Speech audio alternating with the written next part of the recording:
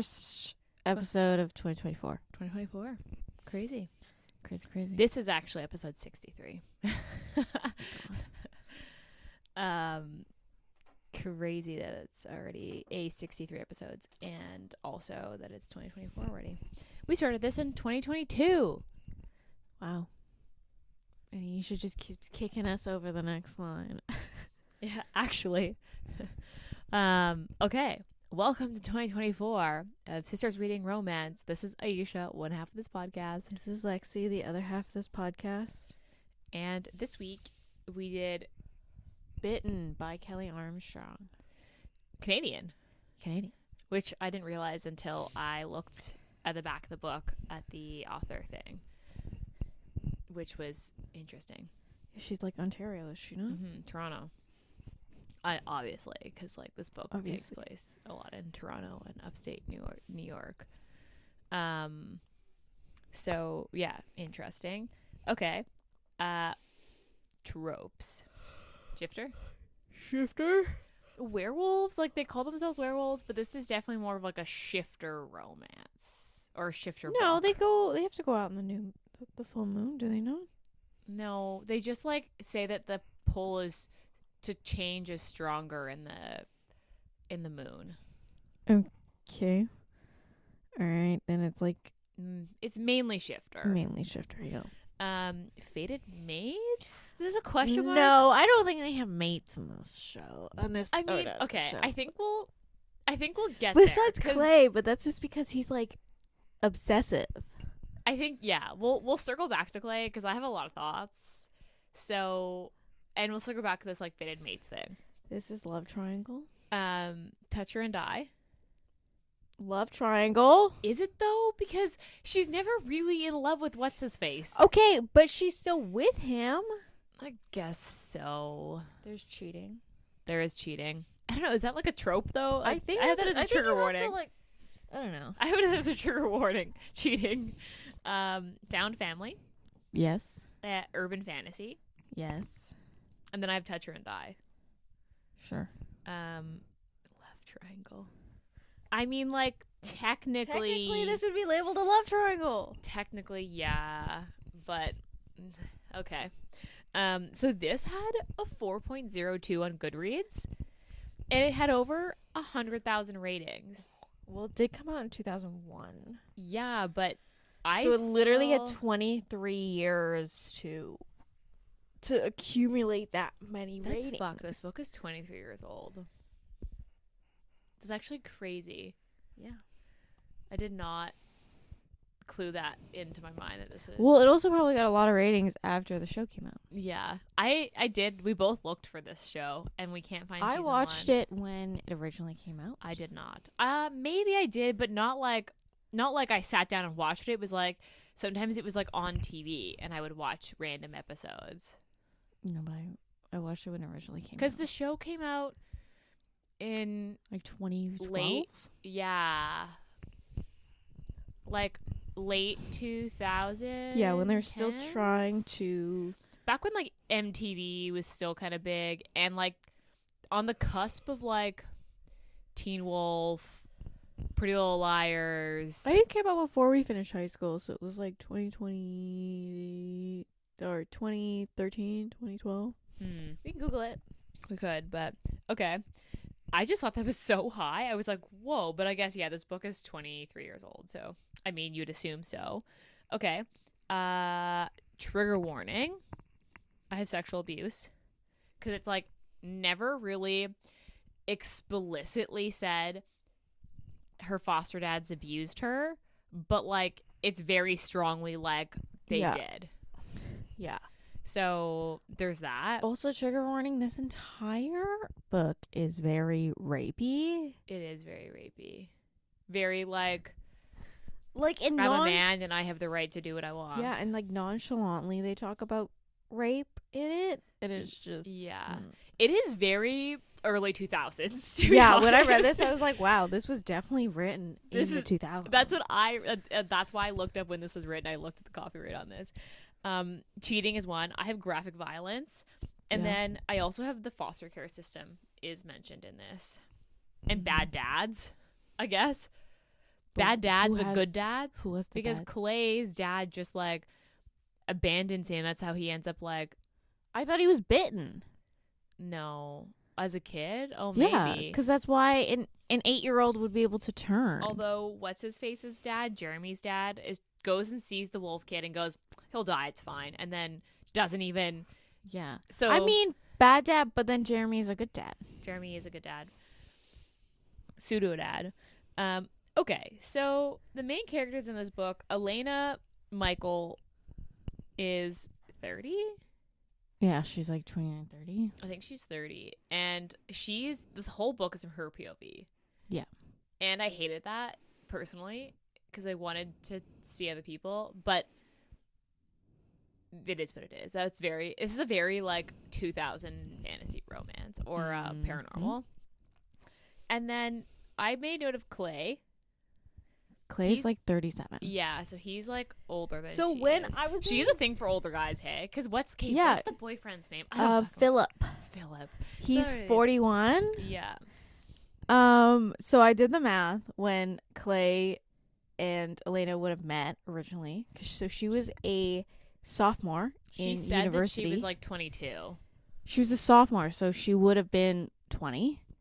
They've been together. They were like, she was been a werewolf for about 10 years. Yeah, so she so said 12 so years. she would be 30-ish. Yeah, she said that they've been together for 12 years and 10 years since she's been a wolf. So she'd be like 32. No, because she did say she met him. Because if we're using our logic of Before- she's a sophomore, which is like Before if she started finished her degree, though. yeah, so she's a sophomore, which She definitely is, said she was 30 in this. Okay. Can I finish my math here, Ayesha? Okay. So sophomore, which means if that is like second year, so 19. She met Clay 2 years, so she'd be 21. Turned, so 10 years, so she'd be 31. She definitely said she was 30. And but, then Clay would have been what? but Clay was teaching. 25? Yeah. Yeah, 25 Yeah. if it was 12 years. Because, yeah. So, It's not bad. It's still a little red flaggy. I mean, yeah. It's it is not as bad bad as like a you're in college. 20-year-old. Also, she's also like somebody who is honestly probably acts more grown up than she is, given like her trauma. I don't know. I just gotta run right now. It's not super mature. Yeah, it's just like, I just gotta go. But she's It's gotta just go. like also okay. I'm trying to decide where I want to start here. So this is also a 13 book series, and this is just book one. Although okay, I don't know so if they follow Elena in all of them. so this is the series is called like the Women of the Other World. Book 1 and 2 were about Elena, and then that's it. Mm-hmm. And then it just moves on to other people. But Well, I think book 2. I think the second book you start getting into like witchy stuff. Yeah, because book 2, she gets captured by this like researcher who's like testing on paranormals and basically gets like meets a vampire and a witch and I'm pretty sure it spins off based on this happens in this book 2. And then I'm guessing they didn't realize that there were other paranormals out there. Which is stupid. Which is honestly, though, very werewolf mentality. Yeah. Like, we're the Only only people ones. out here. There's no one else like us. Yeah. Okay. So where do we want to start with the love triangle? I mean, I guess. I just have okay, so let's start with this is not really a romance. Like I did not No, this had romance elements, but it's not really. This is if you call whatever Clay does romance. yeah, cuz this reminds me of those Patricia Briggs books Oh, yeah. where it's like it's really just a paranormal book, but there are romance elements to it, but the romance is not the driving force of anything that happens in this book, really. It's very much like a side plot. And I don't think Clay's not even mentioned in the back of the book of book 2. So, like, I don't even know if that's a thing. Like, I'm sure that Clay probably. No, I think she sticks with Clay. But he's not even in the second book, it sounds like. Maybe he gets kidnapped again. I know she gets kidnapped. So it's, I don't know. All I know is that, like, I would not consider this a romance. No. It is very much listed as a romance on Goodreads. And, like, people who talk about this like a romance, but this is a happily ever for now ending. Questionable. But the romance has really nothing to do with the plot of this book. Yeah. You mean besides the fact that it's basically the reason she ran? Yeah. Like it. Here's the thing. I thought she would have been gone for longer. She was only gone for less than a year. Was it only it was less than a year. Oh. Because basically she had one Christmas without them. And then Christmas was approaching. And she was like, and then she went into the whole spiel about Christmas. Yeah. And then she found all the presents that Clay got her. Yeah. So this is not a romance. And it did have a love triangle. So, like, she's dating and living with Philip, who's in his 40s, and is just kind of like the definition of a cinnamon roll, but, like, not in a sexy way. Except for he's, like, in, like, a nerdy. Like, she picks him because he's, like, a workaholic, basically. She basically picks him because she can do what she wants and he won't say anything. Like, that's the reason she picks him.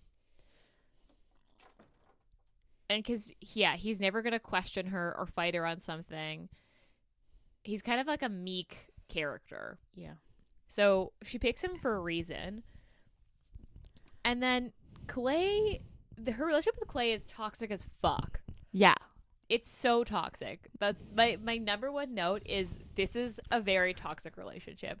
First of all, Elena needs so much therapy, but I do understand the fact that she can't go to therapy. Yeah. Except for what? Like, I feel like a werewolf should see a plot, like a hole in the needs and be like, you know what? I'm going to go be a therapist. I mean, although, like, you'd have to be in the pack and there's only, like, fucking 5 of them. Okay, so this is where the TV show kind of, like, deviates a bit because I think there are, so the pack is, like, the head pack. And then there's, like, tiny packs around the area, but, like, the pack that she is in is, like, the pack of all. Like, they're the governing pack. Okay. Where, like, in this book, they make it seem like there's, like, maybe 10 of them worldwide. Yeah. Which is, like, I don't understand because I didn't get that wolves usually run in packs, so I don't understand why. There were so many randos just wandering around. Yeah. I don't know. But, like, it was very strange. I wasn't quite sure. They didn't really explain the world in which this, like, took place. But then again, you're with Elena, who didn't seem to quite understand it herself, as also an outsider, because she's the only known female werewolf to ever exist and currently exist. Yeah.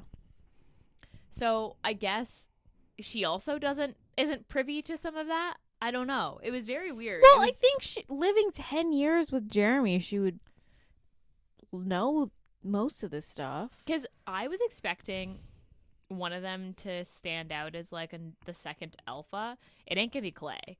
He's too impulsive. No, to be an alpha. It would be Elena. See, that's what my vibe was, that he was basically, like, he was trying to train her to be alpha, but she's also young and impulsive and isn't quite ready. But I think because, like, what, Jeremy's like 50 something. Yeah, but he looks like he's in his late 30s. Yeah, so he's probably gonna be alpha for another, like, what, 20 years. So, like, training Elena to do that. The problem is like, Elena can't have kids. I mean, as of right now that we know of, yeah. Well, if she's been with Clay for, what, 12 years? Then they just are 10 years of them, fucking, I guess. just fucking no condoms. I have that as a note, as just, like, no condom ever. It's, like, never talked about. They just fucking. And then the thing is, I think she makes a small comment of, like, oh, I can't have kids. And then the Daniel, which is like the big bad villain, Yeah. is like, oh, you're going to make me an heir. And she's just like, oh, that's not going to happen because, like, I can't have kids. That they But he know doesn't of. know that. Yeah. Or that they know of. Like, maybe they assume that if they, like do it But, like, in no part science throughout. way, I don't know. But she's, like, in the pack house for, like, at least 2 months.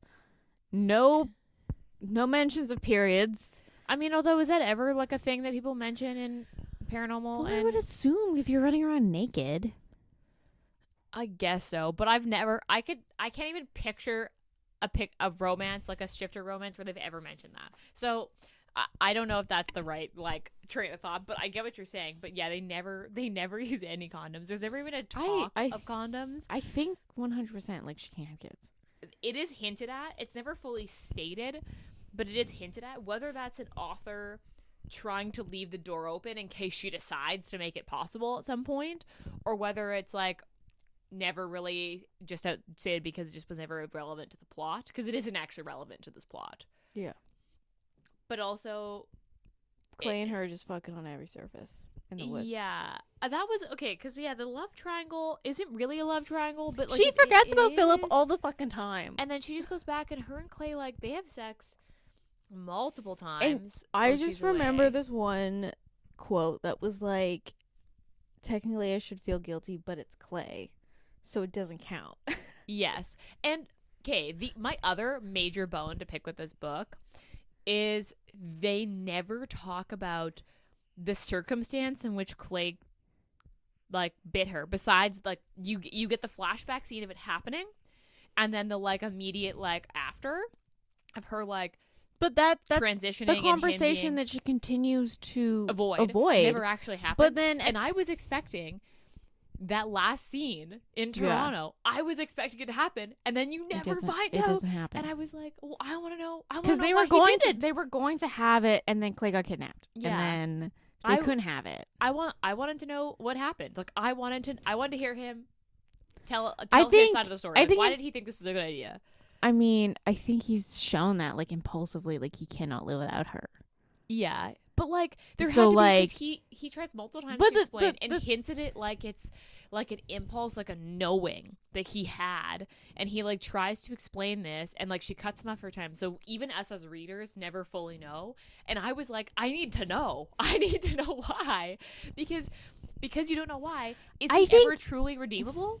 I Is think he? I think it's like And I the think- also the logic of like, oh, I can't live without her.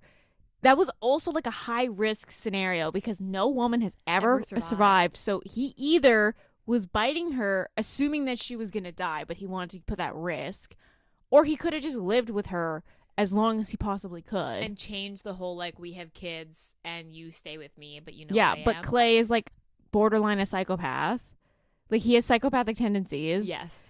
And He so, just, like, is more animal impulsively- than man. Impulsively, he was like, I'm going to bite her and she's going to be with me forever. But the thing is you never actually know because they never let him Because explain I think if he tried to logically explain this to Jeremy, Jeremy would have been like, no, that sounds really fucking stupid, which is why he did it. Which is why he just bit. but he makes it seem like it just happened. Like it wasn't planned. Like even in the like you get the flashback where Jeremy's like, what have you done? He's like, oh gosh, I don't know. Like it just happened. Like I just was like here and now it's happening. And like I was like, I just want to know because you never find out. Clay is never redeemable. He basically took away her entire like there was no consent. Like that's the problem. The problem which was is consent. why she is so mad at him going like throughout those 10 years of like them going And on and off is will because she ever forgive him? Would you? I don't know. mean, I don't know, right? I think she understands that she wants to be with him. Because that's why they were together to begin with. They were dating as her unknowingly being Yeah, and then human. they got engaged, and Yeah. he still wears his He still wedding wears, ring yeah, that they bought. because, but I think is she ever going to fully 100% Be invested, like be oh, 100% there. No, I wouldn't say be invested, but always give him like have his back and like give him the benefit of the doubt. Cause like the murder thing. Yeah, she was like automatically. She's like, "Did you fucking kill this guy?" And he's like, "No, we literally had sex in this like forest, and I was with you all night." And she's like, "Yeah, but you weren't with me this morning." He's like, "Yeah, I was in the water checking to see if this cute pond was like fun for us to frolic in." And she's like, "Sure you were." And he's like, "No, actually though." And you have him even be like, "Well, if I actually did it, you'd still smell the blood on me. Like, you are a wolf, you would still smell it. You would know I did it. You know that I didn't do it, but you're trying to like make me the bad guy in your head so you can justify leaving again." Yeah, which is like, I understand the logic of like she cannot fully forgive him, fully trust him 100%, even though she knows that there's like no one else for her. Yeah. But I think like at the end, that's kind of like, that's good enough for now. Right. Because like her relationship with Jeremy fills in that void that she has with Clay. Correct. Yeah. It's the whole like, and it's this one person can't be your everything. Like, she very much, and the way that the pack functions is very much like, I get something from everybody. Like, these there's only fucking 4 left, so yeah, that's another note I want to talk about. But they're just like, with the pack just keeps getting and like, okay, because my notes, like, going back to this Clay thing, it was very like twin flamey, like this like, we are meant to be together, but we're also so explosive that it like blows up in our faces and we can't help but come back. I don't know. I would say her twin flame would be Jeremy. You think so? I think because like even though the relationship's platonic, I think they're like, they were meant to have each other in their lives, and I think they give each other something. I did like. I think that was like my favorite part is her relationship with Jeremy. Yeah, I would say mine would be pretty similar, because it's even like him painting her room pink and buying like frilly curtains, and she's like, "What the fuck?" But okay, sure. Yeah, but then she doesn't say anything because she's like, "He did this because he wanted me to like it." Yeah, and it's the thought that counts, and like the fact that he is not. He's a man who also, they never have women around because they can't. That's like not a thing, and the effort was what made her not say anything. Mm-hmm. So like, yeah, the relationship with Clay just really gets me every time. Do we want to talk about the explanation on why she picked Philip, or like why Clay thought she picked Philip? Basically, she like cut off communication with Jeremy. She thinks Clay is like toxic, which he is, and they're toxic together. But like, she still craves that father figure, that like someone to take care of her. So she picked Philip knowing that he would never be a Clay, but he could be somebody that she could care for, like Jeremy. Which like makes complete sense and just reaffirms this idea that she needs therapy. Like, she just mentioned trying to go to therapy, and then the guy tried to be like, "Well, what does that make you? How does that make you feel?" She was like, "Nah," and she's like, "Yeah, I stopped talking to him." Yeah, because that was the number one thing that I was like, I didn't like Elena. And I think that's why this book was so hard for me to get through. Yeah, because it was just like, at some points, like, you understand her logic, but at some points you're just like, you're really digging your heels in, and it's really fucking annoying. Yeah. I just found her so annoying in some parts, because it just like lagged. Like, she just lagged on. Her character arc of like coming to the realization of like the pack and what she wants and what she needs, and like coming to terms with who she is as a werewolf rather than who she was, happens really slowly, and like it just happens all of a sudden at the end in the last like 20 pages. Like, this book is over 500 pages. It's a long book. It's like about 550 pages. It's a big book, depending on which print you get. Yeah. We both got pretty big prints.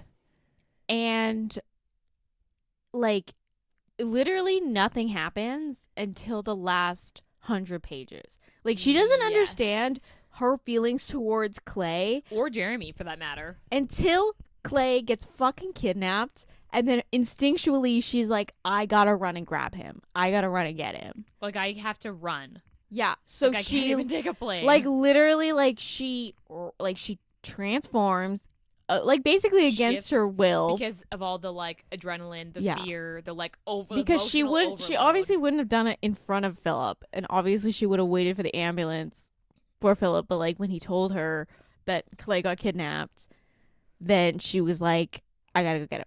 Like, I gotta go. I also just like, I just feel like this book ended with so many loose ends. And I realize this is a series, so like maybe they tie up in the second book, but the second book seems unrelated. So like I want, like, I think like, it's for like the me- thing is this book ends with a happy for now. But- And she even says that. She's like, this is like Enough. what I have with Kelly is good enough for now. yeah, And we'll need to revisit it later down the because line. for me, I didn't like Elena. Clay never quite redeems himself from taking away that like consent.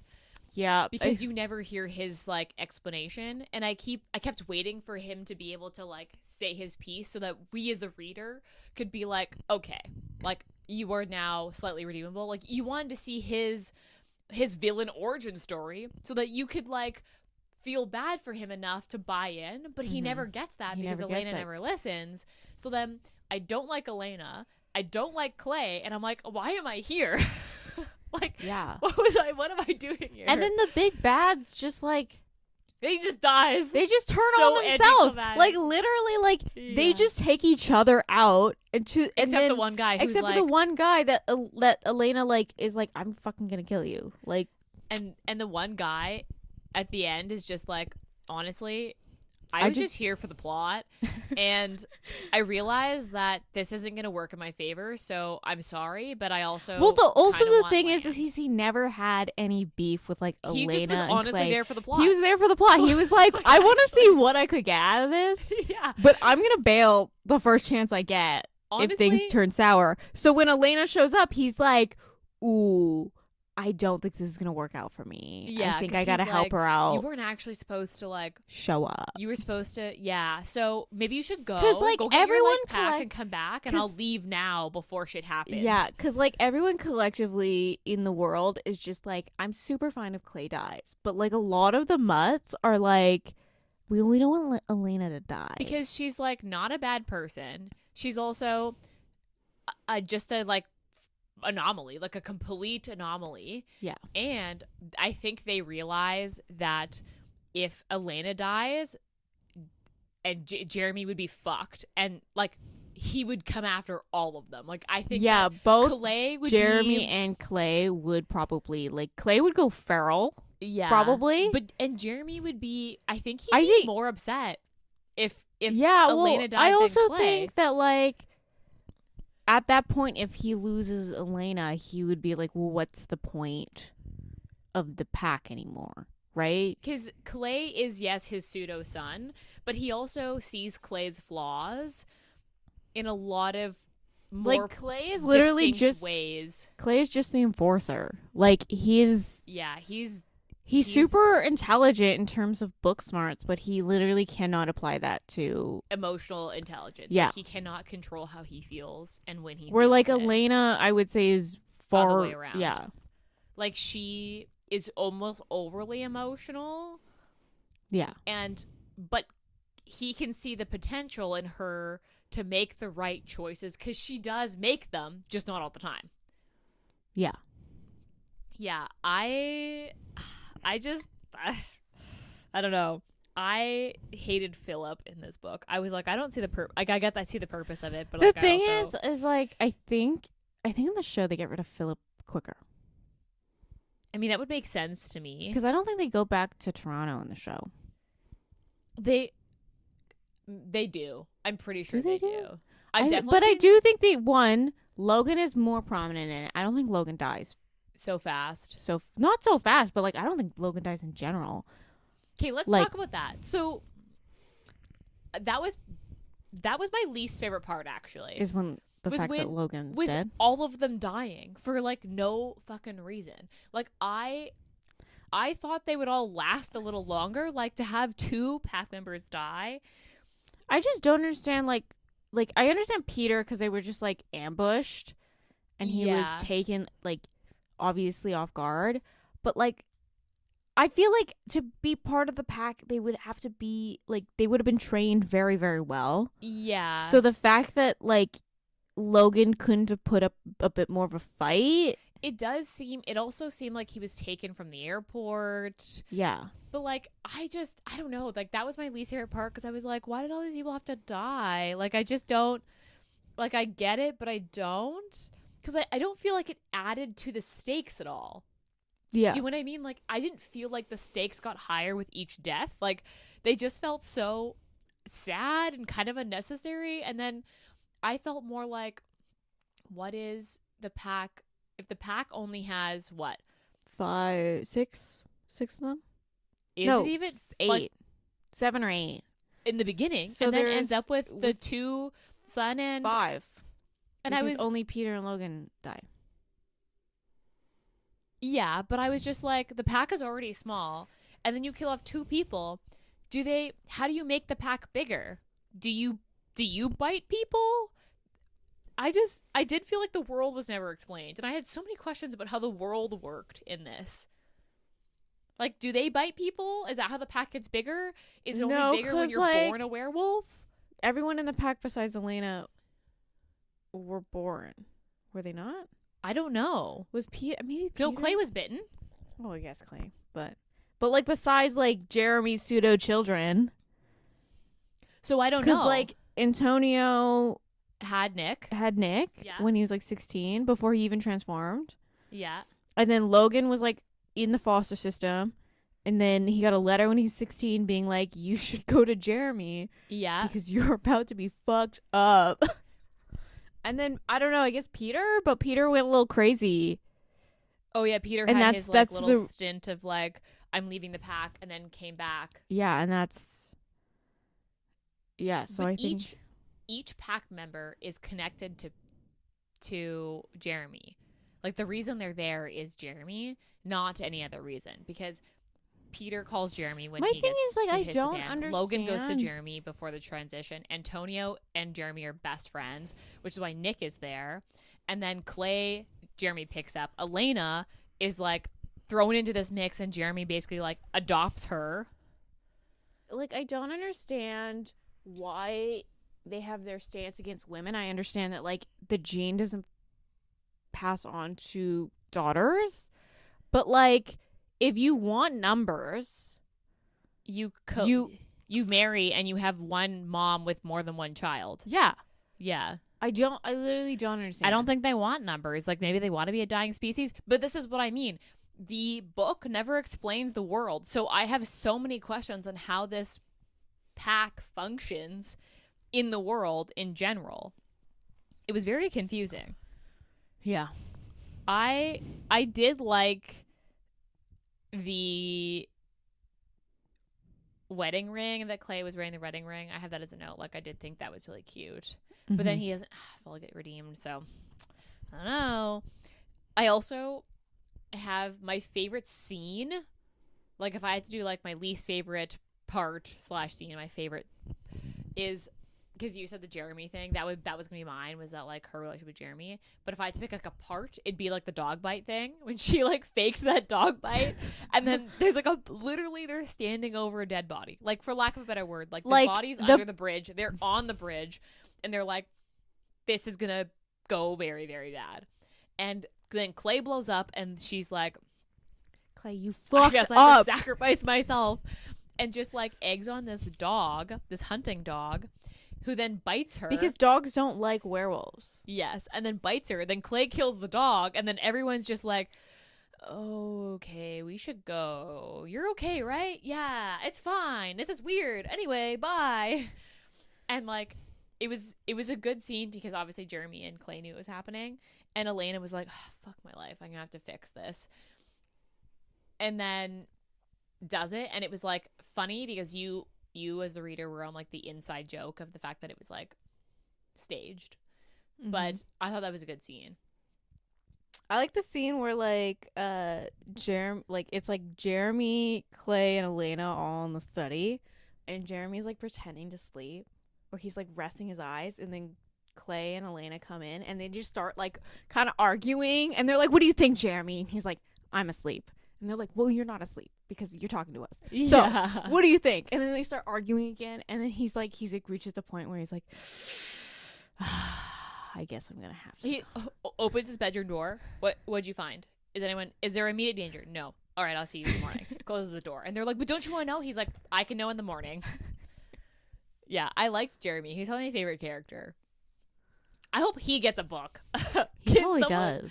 Can someone please, can he have some sort of like woman in his life? Because I hope he gets a book. I think he hooks And up with Nick. a witch. I think he hooks up with a witch. How do you At know? least that, like, based on the show that I watched. I think he hooks up with a witch. I mean, shows are not an accurate representation of what happens in a book.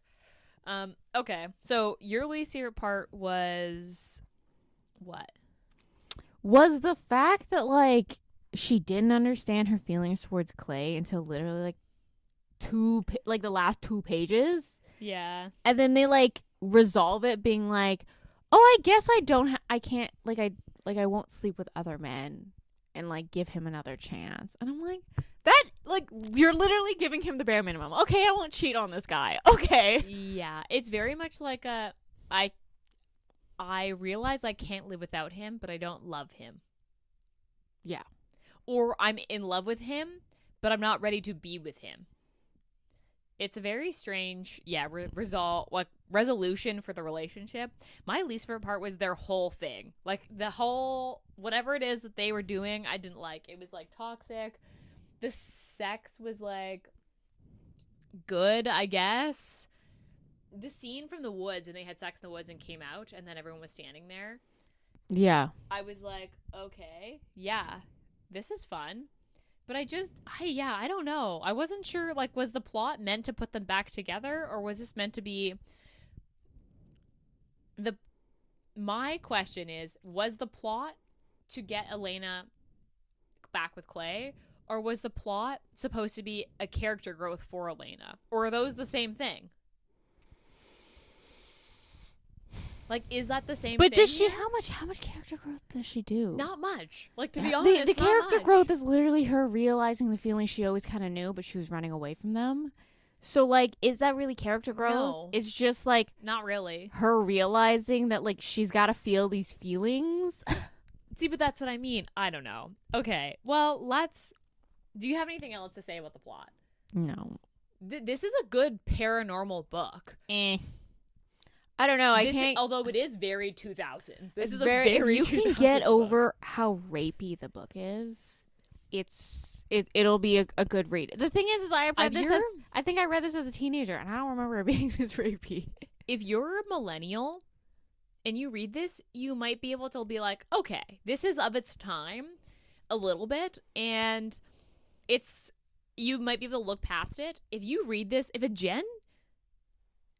Zed reads this, they're gonna be like, this is so rapey. Yes. This book didn't age well. Because, like, if this book came out now, no one would read it. Oh my god, it wouldn't be picked up by a publisher. Yeah. I don't even think a publisher would pick this up.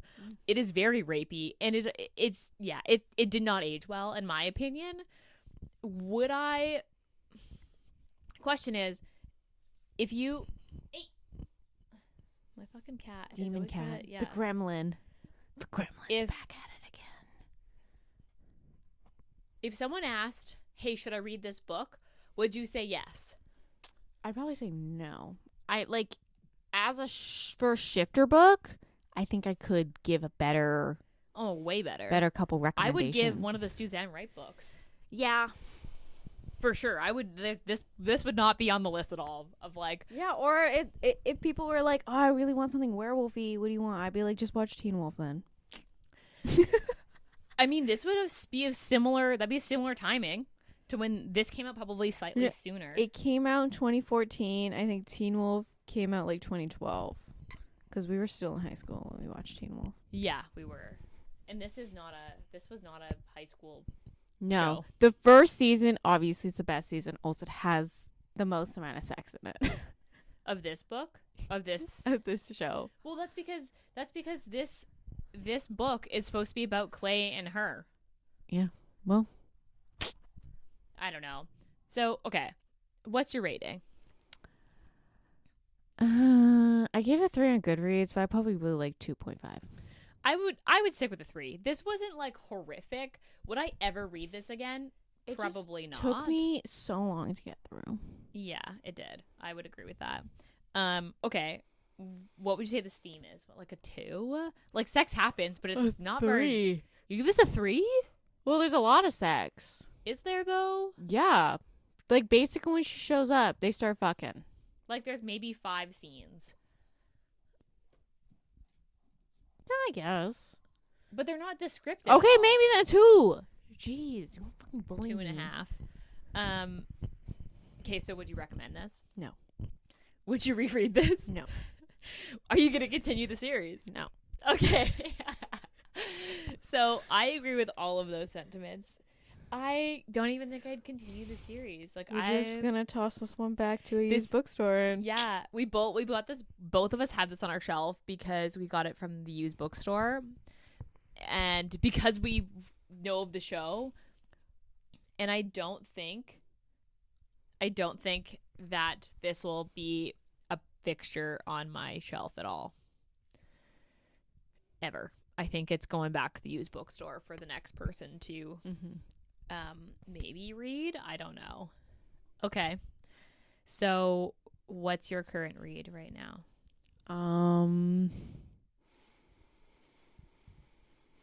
You have to really think. Do you want me to start? Yes, start. Okay. My current read is 'Tis a Season for Revenge. I decided to start it because it's Christmas still. Even though this podcast is coming out in January, we were recording this over Christmas, and I started reading it, and I'm like, God, Damien is just so good. Okay, we could have did it. I know, we should have. It's such a good book. If you haven't read it, fucking read it. It's such a good book. 'Tis a Season for Revenge by Morgan Elizabeth. It's so good. It slaps every time. Anyway, okay, what are you reading? So there's this series called, I don't even know how to pronounce the thing. It's called New Protectorate. New Protectorate?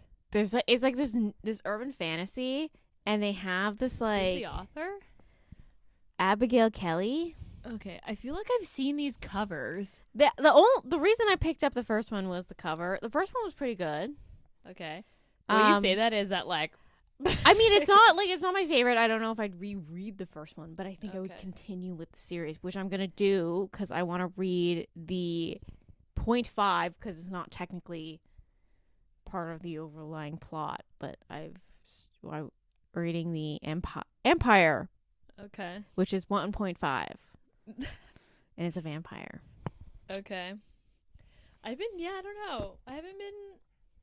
This book, I was like, maybe I'm going to get back into paranormal. And then I read this book, and I was like, maybe not. Maybe I'll take another lap. Because I was hoping this would get me into, like, a paranormal mood.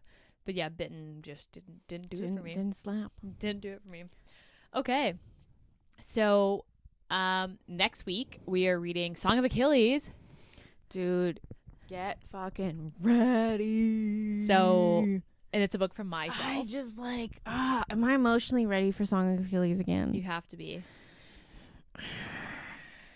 So we're reading Song of Achilles. I'm gonna probably cry again. And then we're reading a Helena Hunting book. This month, as we said last episode, is all books that we have on our shelf that we haven't read. Because everybody has one. We have many, so we decided to do that. We put them in a random generator and selected the books based on things we had on our shelves that we have not read. And honestly, I am glad that we read Bitten and then I can get rid of it. Yeah. It's a book that can go back and provide more space for new books. So yeah, next week, Song of Achilles. And don't forget the Modern Romantics book box is the last day to order to get a winter book box is January 15th. So if you want to order, jump on it, use our discount code. So Sisters Reading Romance, all caps and no spaces. That'll get you 10% off anything besides gift cards, including the subscriptions. So get it while you can. Otherwise, they either A, will sell out, or B, once the subscription closes on the 15th, if you purchase, you still can. You just will be waiting for the spring box, which won't happen, which won't be shipping until April. So if you're on the fence, jump on it, because there's only a couple weeks before subscriptions close, and maybe there'll be one-time boxes left. Maybe there won't. It'll be dependent on how many subscriptions we end up having. So jump on it. Do it now. Otherwise, don't forget to rate, review, and subscribe to our podcast. Reviews and ratings really, really help us. Please rate and review us. It helps us go onto the recommendation pages for people. It helps people find our podcast. Tell your friends. All the above. Do it all, because it's very helpful for us in growing. Otherwise, find us on Instagram. That's where we're going to be the most active. I answer most of the Instagrams. So you'll know it's me if you DM us or comment on something. It's usually me that's replying. And tell us what you want to hear us read. We're doing fanfic Feb. So if you have fanfic that you know of that you think we might like, send them our way. Lexi is the one picking them all. I just want you to know we're not going to read Manacle. Like, I don't think we're I don't want to emotionally do that. So, which is the big Hermione one. Oh, okay. So if you've got a fanfic that you think we should read, send them our way. And not fanfic like, don't give us the... It cannot be incomplete. I don't want to read an incomplete fanfic. Or I don't want to read fluff. It needs smut. Like, it just needs plain smut. And it can't be like, read the love hypothesis, because that's not... We want, like, fanfic, like, I'm going to be of our own. hunting archive of our own. So if you have a suggestion, send them our way, because we are looking. On that note, we'll be back in your ears next week. Bye.